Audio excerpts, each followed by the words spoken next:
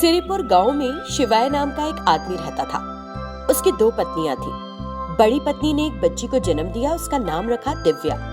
फिर उन्हें पता चला कि अब बड़ी पत्नी गर्भ धारण नहीं कर सकती। शिवाय ने फिर से शादी कर ली। दूसरी पत्नी ने एक लड़की को जन्म दिया, उसका नाम रखा वरुण। इस तरह उनका परिवार चल रहा था। 15 साल बीत चुके हैं। अब दोनों बच्चे पढ़ रहे हैं।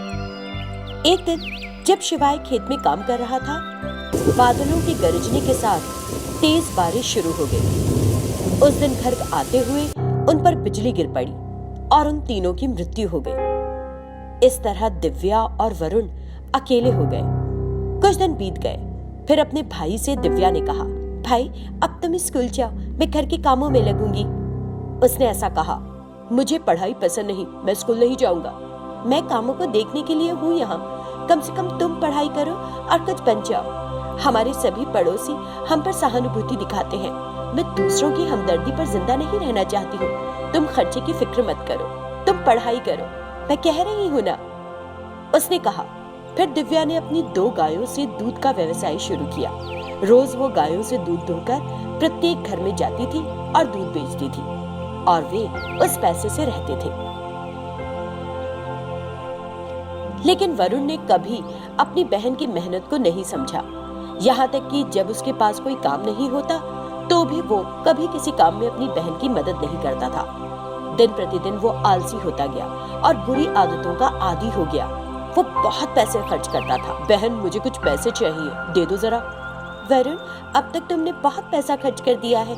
यदि तुम इस तरह से सभी पैसे खर्च करते रहोगे तो कल हमारे पास खाना खाने के लिए भी पैसे नहीं बचेंगे। मुझे कुछ किताबें खरीदनी थी, इसीलिए पूछ रहा हूँ। उसने झूठ बोल दिया और दिव्या से पैसे ले लिए और मजे किए। दिन बीतते गए। वरुण घर की जिम्मेदारी पूरी तरह से भूल गया था। साथ ही उसे बुरी चीजों की लत लग गई थी। उसने दिव्या को बताए बिना पैसों के लिए घर की कीमती चीजें बेचना शुरू कर दिया। उसने पहले छोटी छोटी चीजें बेची। आखिर में उसे समझ नहीं आया कि वो क्या करे। दीदी, आप मेरे लिए इतनी मेहनत करती हो, कल से मैं दूध बेचने जाऊंगा। क्यों भाई, मैं जा तो रही हूँ। तुम सुबह जल्दी उठकर अपनी पढ़ाई किया करो। नहीं, ऐसा नहीं होगा आपसे। मैं भी तुम्हारी तरह कल से दूध बेचने जाऊंगा। भाई ने कई बार कहा तो दिव्या को हाँ कहना पड़ा। अगली सुबह वरुण ने दूध लिया और साइकिल पर चला गया। कुछ दूर जाने के बाद उसने देखा कि आसपास कोई भी नहीं है और उसने उस दूध में बहुत सारा पानी मिला दिया और फिर बेचने के लिए निकल पड़ा। उस दूध को बेचने के बाद उसे जो पैसा मिला उसका आधा अपनी बहन को दे दिया और दूध में पानी मिलाकर जो और दूध बेचा था उसे अपने पास रख लिया। इस तरह वरुण को खूब पैसा मिल गया। वाह, मुझे इतने सारे पैसे मिल गए, 2 दिन में एक बार मैं दूध बेचने जाऊंगा। इस तरह वो दूध बेचने जाने लगा। दिव्या को उसका मकसद समझ नहीं आ रहा था। ये क्या, यदि वो चाहता है तो उसे रोज जाना चाहिए, लेकिन वो 2 दिनों में एक बार क्यों जा रहा है? उसे शक हुआ। एक दिन वरुण की जगह दिव्या चली गई। कोई भी दूध खरीदने के लिए बाहर नहीं आया। वो यूं ही घूमती रही। आज कोई दूध खरीदने बाहर क्यों नहीं आ रहा? उसने सरला चाची को बाहर बुलाया। वो बाहर आई। दूध ले लो चाची। दिव्या, हमें तुम्हारे दूध की जरूरत नहीं, हम दूसरे व्यक्ति से खरीद रहे हैं। क्यों चाची, तुम रोज मुझसे ही खरीदती हो। लेकिन तुम जो दूध बेच रही हो उसमें बहुत सारा पानी है। उसने ऐसा कहा और अंदर चली गई। तो दिव्या को सब समझ में आया। ओह, ये कारण है कि कोई भी दूध नहीं खरीद रहा। अब मुझे समझ में आया। वरुण पैसों के लिए दूध में पानी मिला रहा है और ग्राहक धीरे धीरे कम हो रहे हैं। उस दिन वो बहुत दूर तक गई और दूध बेचा। इस कारण उसे देर हो गई। आते समय उसने वरुण को स्कूल न जाकर एक पेड़ के नीचे लेटे देखा। ये देखकर उसे गुस्सा आया, लेकिन उस समय उसने कुछ नहीं कहा और घर लौट आई। शाम को वरुण घर आया। फिर गुस्से से, दिव्या, तुम्हारी खातिर मैंने अपनी पढ़ाई छोड़ दी और तुम्हारे लिए दिन रात मेहनत कर रही हूँ, लेकिन तुम आलसी हो गए हो और पैसों के लिए मेरा जमा जमाया धंधा बिगाड़ दिया। इस छोटी सी उम्र में तुम्हें बुरी चीजों की लत पड़ गई है। आज से मैं तुमको 1 रुपया भी नहीं दूंगी। उसने चेतावनी दी। गुस्से से, वरुण, मैं तुमसे 1-1 रुपए की भीख मांगू क्या? ये घर मेरा है, ये संपत्ति मेरी है, मैं इन सबका मालिक हूँ। मैं तुम्हें अपने घर में नहीं रहने दूंगा। उसने ये भी नहीं सोचा कि वो उसकी बहन है। उसने उसके बाल पकड़े और उसे घर से बाहर धकेल दिया। दिव्या उदास थी और वहां से चली गई। हे भगवान, मेरा भाई बुरी आदतों का आदी हो गया है और अपना जीवन बर्बाद कर रहा है। आपको उसे बचाना होगा, उसने सोचा और वहां से चली गई। वरुण क्योंकि बुरी आदतों का आदी हो गया था, वो कुछ न कुछ बेचकर पैसा लाता और मजे करता। कुछ महीने बीत चुके हैं। एक दिन शाम को वरुण सड़क पर जा रहा था। उसे चक्कर आ रहे थे, इसीलिए वो सड़क के बीच में चलने लगा। लॉरी आई और उसे टक्कर मार दी। वो खून से लथपथ हो गया। वो जैसे आखिरी सांसें गिन रहा था। तभी वहां से दिव्या सब्जियों की टोकरी लेकर जा रही थी। उसने अपने भाई को देखा जो वहां घायल पड़ा था। वरुण! उसने सब्जियों की टोकरी एक तरफ रख दी और तुरंत वरुण को अस्पताल ले गई। एक सप्ताह बीत गया। वरुण को होश आया। उसके बगल में कोई नहीं था। इस बीच डॉक्टर वहां आए। डॉक्टर, आपका बहुत बहुत धन्यवाद, आपने मेरी जान बचाई। वो मैं नहीं हूं जिसने तुम्हारी जान बचाई है, तुम्हारी बहन दिव्या ने बचाई है। वो तुम्हें अस्पताल लेकर आई थी। उसने अपना खून तुमको दान दिया और तुम्हें बचा लिया, वरना अब तक तुम मिट्टी में मिल चुके होते। जब डॉक्टर ऐसा कह रहे थे, दिव्या वहां आई तो वरुण ने जाकर दिव्या से माफी की भीख मांगी। बहन, मुझे माफ कर दो बहन, मैंने एक बड़ी गलती की, मैं इसे कभी नहीं दोहराऊंगा। हम घर जाएंगे बहन, तुम मुझे फिर कभी नहीं छोड़ना। फिर रोया तो दिव्या ने उसे सांत्वना दी। ठीक है भाई, उन सब बातों के बारे में मत सोचो, अपना दिमाग मत खराब करो, हम घर जाएंगे। वो उसे घर ले गई। उस दिन से वरुण में बहुत बदलाव आया। उसने अच्छे से पढ़ाई की। जब भी उसे समय मिलता था, वो अपनी बहन की मदद भी करता था और दोनों आराम से रहने लगे। रमेश और जानकी पति पत्नी हैं। उनकी एक 14 साल की बेटी है जिसका नाम है राम्या। वो एक बहुत बुद्धिमान लड़की है। रमेश की शहर में ठीक ठाक नौकरी है। दोनों राम्या की अच्छे से देखभाल करते हैं। इस तरह वो परिवार खुशी से रहता है। आज राम्या का जन्मदिन है। तुम दोनों जल्दी से तैयार हो जाओ, हमें मंदिर जाना है ना। मैं तो बहुत पहले से तैयार हूँ। इस बीच राम्या वहाँ आई। उसने अपने माता पिता का आशीर्वाद लिया। 100 साल खुशी खुशी जियो। जीऊंगी माँ, जब तक आप दोनों मेरे साथ हैं, मैं खुश भी रहूंगी। ठीक है, चलो मंदिर चलें जल्दी से, नहीं तो तेज धूप हो जाएगी। वे अपने स्कूटर पर मंदिर जाने लगे। उन्होंने मंदिर में पूजा की और वापस घर लौट रहे थे। पापा, मैं आज बहुत खुश हूँ। भगवान हम सबको हमेशा ऐसे ही साथ रखे, उसने चहकते हुए कहा। इसी बीच अचानक एक कार तेजी से आई और उनके स्कूटर को टक्कर मार दी। तीनों हवा में उछले और सड़क पर आ गिरे। कार ड्राइवर नहीं रुका। रमेश और जानकी के जोर से गिरने से पैर टूट गए। किस्मत अच्छी थी, इसीलिए राम्या को हल्की चोटें आईं। कुछ देर बाद वो उठी तो देखा कि उसके माँ बाबा दोनों बेहोश हैं। हे भगवान, ये क्या अन्याय है। मुझे किसी भी तरह अपने माँ बाबा को बचाना होगा। उसने कुछ लोगों की मदद ली और उन्हें अस्पताल ले गई। 10 दिन बीत गए। एक डॉक्टर राम्या के पास आया। राम्या, तुम्हारे माँ बाप दोनों के दोनों पैर खराब हो गए हैं, वे अब कुछ नहीं कर पाएंगे। ठीक है डॉक्टर, मैं करूंगी उनकी देखभाल। आपके माँ बाप ने आप जैसी बेटी पाई, वो बहुत भाग्यशाली है। डॉक्टर साहब, अभी यहाँ कितने और दिन रहना होगा? ये दवाइयाँ ले लो, तुम आज ही डिस्चार्ज करवा सकती हो। वो अपने माता पिता दोनों को व्हील चेयर पर बिठाकर ले गई। अच्छा होता अगर हम मर ही जाते, हमारी वजह से तुम्हारी तकलीफें नहीं बढ़ती। प्लीज ऐसा मत कहिए बाबा, अब दोनों मेरी आंखों के सामने हैं, तो मैं किसी भी मुश्किल को हल कर सकती हूँ। आइंदा ऐसा ना कहें प्लीज। लेकिन अस्पताल में इलाज में सारा पैसा खत्म हो गया है और तुम्हारी पढ़ाई भी छूट गई है। हे भगवान, तूने हमारे साथ ऐसा क्यों किया? वो रो रही थी। राम्या ने उसे दिलासा दिया। माँ, तुम निराश न हो, मैं सब कुछ संभाल लूंगी, मैं सब कुछ संभाल लूंगी। और वो सोचने लगी कि पैसा कैसे कमाए। फिर उसने फूल बेचकर पैसे कमाने का फैसला किया। मैं फूल बेचूंगी और पैसे कमाऊंगी, उस पैसे से अपने माता पिता की देखभाल करूंगी। उसने सोचा, अपने गुल्लक से पैसे निकाले जो उसने बचाए थे और फूल लेकर आई। पूरी रात जागकर कई मालाएं बनाई और अगले दिन उन्हें बेचने के लिए गई। फूल, गेंदे के फूल, ताजा ताजा गेंदे की माला, गेंदे की माला। वो इस तरह आवाज देती हुई सड़कों पर घूमती और फूल बेचती, लेकिन उसके पास कम फूल होते थे। आज तो मुझे कम पैसे मिले हैं, इससे मुझे माँ बाबा के लिए खाना खरीदना होगा और बाकी से कल के लिए फूल। उसने खाना खरीदा और घर गई। अपने माता पिता को अपने हाथों से खिलाने लगी। राम्या, तुमने खा लिया? हाँ बाबा, मैंने बाहर ही खा लिया था, ये तो मैं आप दोनों के लिए लेकर आई हूँ। इस तरह लगातार 2 दिन उसने कुछ नहीं खाया और अपने माँ बाबा से झूठ बोलकर उन्हें खिलाती रही। कुछ ही दिनों में उसके फूल और अच्छे से बिकने लगे। अधिक पैसा मिलने से उसने मिठाई भी बेचना शुरू कर दिया। एक दिन वो ट्रैफिक लाइट्स के पास एक चौराहे पर बैठी हुई थी और मिठाई बेच रही थी। इस बीच एक कार वहां आई। उसने सोचा कि वो मिठाई खरीदेंगे। वो कार की खिड़की के पास गई। सर, ये मिठाई बहुत स्वादिष्ट है, थोड़ी खरीद लीजिए। उसने ये कहते हुए उस कार में बैठे आदमी के सामने मिठाई की प्लेट करी। बकवास मत करो, मैं क्या तुम जैसी गरीब लड़की से मिठाई खरीदूंगा? अगर तुम्हारी छाया भी मुझे छू जाए तो घिन आएगी मुझे।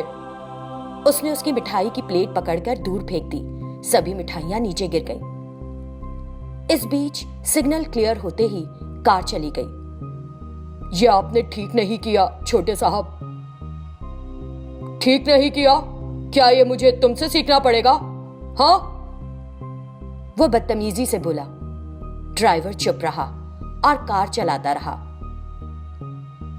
महेश बहुत अमीर घर का है। उसके घर में घुसते ही उसका पिता भूपति उसके सामने आया।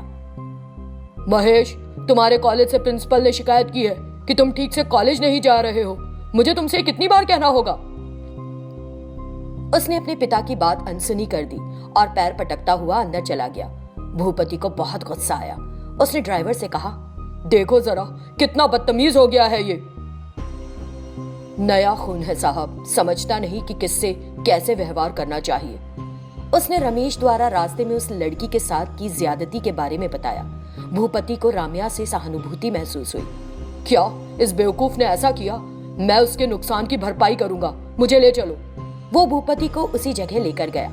राम्या घर जा रही थी। भूपति कार से नीचे उतरकर उसके पीछे पीछे गया। राम्या घर पहुंची। वो भी घर में गया और देखा कि रमेश और जानकी व्हील चेयर में थे। उन्हें इस हालत में देखकर वो चौंक गया। उसे वो दुर्घटना याद आ गई जो उसकी कार से हुई थी। मुझे ठीक ठीक याद है, उस दिन मैंने इन लोगों के स्कूटर को टक्कर मारी थी। वो सोच रहा था। तभी, आपको क्या चाहिए साहब? मेरा नाम भूपति है। मैं ही तुम्हारे माता पिता के अपाहिज हो जाने की वजह हूँ। उस दिन मेरी कार नियंत्रण से बाहर हो गई थी और एक्सीडेंट हो गया। पुलिस मामले से डरकर मैंने उस दिन तुम लोगों की मदद नहीं की, लेकिन उस दिन से मेरी रात की नींद उचट गई है। मुझे खुद पर गुस्सा आता है। आज मेरे बेटे ने तुम्हारी मिठाई की प्लेट फेंक दी, इसीलिए मुझे तुम लोगों से मिलने का अवसर मिल गया। आप सभी मुझे क्षमा कर दें। मैं आपकी इस हालत की वजह हूँ, इसीलिए मैं आप सभी की सहायता करूंगा। बेटी, तुम एक जरा सी बच्ची हो, लेकिन अपने माता पिता की देखभाल करने में लगी हो। आज से तुम्हारी सारी मुश्किलें खत्म। कल से तुम स्कूल जाओ। मैं तुम्हारे लिए सभी आवश्यक चीजों का ध्यान रखूंगा। मैं वादा करता हूं। उसने वादा किया तो उन तीनों को खुशी महसूस हुई। उसने उस परिवार की बहुत मदद की। उनकी सभी तकलीफें दूर हो गई। राम्या ने फिर से स्कूल जाकर पढ़ना शुरू कर दिया। अपने नवजात शिशु के साथ रमेश, शांति और बंदरिया अस्पताल से घर चले जाते हैं और आपस में बात करते हैं। हमारे घर महालक्ष्मी पैदा हुई है। मैं आज बहुत खुश हूँ। मैं अपने सभी दोस्तों को पार्टी दूंगा। इस दिन को कभी नहीं भूल सकता। हाँ, मैं भी बहुत खुश हूँ। ये खुशी हमें इस बंदरिया की वजह से मिली है। वो ऐसा कहती है तो रमेश, हाँ, इसने भगवान के रूप में तुम्हारी मदद की है। सुनो बंदरिया, अगर तुम्हारी कोई इच्छा है तो जरूर बताओ, मैं उसे पूरी करूंगा। वो बंदरिया से पूछता है। शांति बहन मुझे अपने परिवार के सदस्य की तरह रखती हैं। ये मेरे लिए बहुत बड़ी बात है। मैं चाहती हूँ कि ये हमेशा इसी तरह रहे। बंदरिया अपने दिल की बात कहती है। तब रमेश, बिल्कुल बिल्कुल, तुम्हें कहने की आवश्यकता ही नहीं है। तुम हमेशा हमारे परिवार की सदस्य रहोगी। आज से हम तुमको लक्ष्मी कहकर पुकारेंगे। वाह, आज से मेरा नाम लक्ष्मी है। मेरा नाम लक्ष्मी है। ये तो कितना सुंदर नाम है। वो बहुत खुश होती है। रमेश और शांति भी उस बंदरिया को खुश देखकर अच्छा महसूस करते हैं। लेकिन मुझे शंका है। क्या? वो शंका क्या है? इस बंदरिया को देखकर तुम्हारी माँ की प्रतिक्रिया क्या होगी? वो इजाजत देंगी? उसकी चिंता मत करो, मैं संभाल लूंगा। माँ अब तक नहीं आई है, उसे इस समय तक यहाँ होना चाहिए था। इसी बीच रमेश की माँ वहाँ आ जाती है। जानकी बड़े उदास चेहरे से प्रवेश करती है। रमेश उसे देखकर, माँ, आप इतनी थकी और उदास क्यों लग रही हैं? जब लड़की पैदा हुई है तो क्या मैं खुशी के आंसू बहाऊं? दुखी होने के अलावा और क्या होंगी? शांति ने सुना तो उसे बुरा लगा। रमेश भी नाराज हो गया। क्यों मम्मी, हमारे घर में महालक्ष्मी का जन्म हुआ है, तुम ऐसी बात क्यों कर रही हो? उस बच्ची को तो देखो, कितनी प्यारी है। उसने समझाने की कोशिश की, लेकिन जानकी को लड़की का होना पसंद नहीं आया। वो बच्ची को एक नजर देखती भी नहीं और अपने कमरे में चली जाती है। रमेश और शांति को बहुत बुरा लगता है। तुम्हारी मम्मी को मेरा एक बच्ची को जन्म देना पसंद नहीं आया। छोड़ो भी, इन सब बातों के बारे में सोचकर दुखी मत हो। वे दोनों अपने कमरे में चले गए। बंदरिया कुछ सोचने लगी। थोड़ी देर बाद सभी भोजन करने के लिए एकत्रित हुए। लक्ष्मी, तुम कहाँ हो? यहाँ आओ। तब बंदरिया आती है और भोजन करने के लिए बैठती है। उस बंदरिया को देखकर जानकी, क्या लड़की का होना काफी नहीं है कि अब ये बंदरिया भी पाल ली? उसके ऐसा कहने से बंदरिया को बुरा लगता है। माँ, तुम हमेशा कड़वा क्यों बोलती हो? वो तो बहुत अच्छी है। जब तुम यहाँ नहीं थी तो उसने शांति की बहुत मदद की। वो हमारे परिवार के सदस्य की तरह है, उसे बुरा नहीं कहना माँ। वो जरा जोर देकर कहता है तो भोजन की थाली छोड़कर वो वहां से चली जाती है। कुछ दिन बीत जाते हैं। रमेश को दिल्ली जाने के लिए फोन आ गया। शांति, मेरी छुट्टियां पूरी हो गई हैं, मैं कल दिल्ली चला जाऊंगा। हे ईश्वर, क्या तुम कल चले जाओगे? प्लीज कुछ और दिन रुक जाओ। मैं जल्दी लौटूंगा, चिंता मत करो। लक्ष्मी रहेगी ना तुम्हारे साथ? लक्ष्मी, तुम और शांति सावधानी से रहना, ठीक है? ठीक है भैया, मैं दीदी की देखभाल करूंगी, आप निश्चिंत होकर जाइए। बंदरिया के ऐसे कहने पर रमेश सभी को अलविदा कहकर चला जाता है। जैसे ही वो गया, अरे शांति, इधर आ। अपनी बच्ची को छोड़कर किसी बात की परवाह नहीं है क्या? घर की हर चीज पर कितनी धूल है, कब से साफ नहीं हुआ है घर? सफाई रोज होती है सासू माँ, आज वो जा रहे थे इसीलिए मैंने आज सफाई नहीं की। ठीक है, चलो काम पर लगो अब, उसने गुस्से से कहा और शांति ने झाड़ू लेकर सफाई करनी शुरू कर दी। बंदरिया ने देखा, बहन तुम क्यों लगी पड़ी ऐसे? मैं हूं ना। बंदरिया झाड़ू उठाती है और पूरे घर की सफाई कर देती है।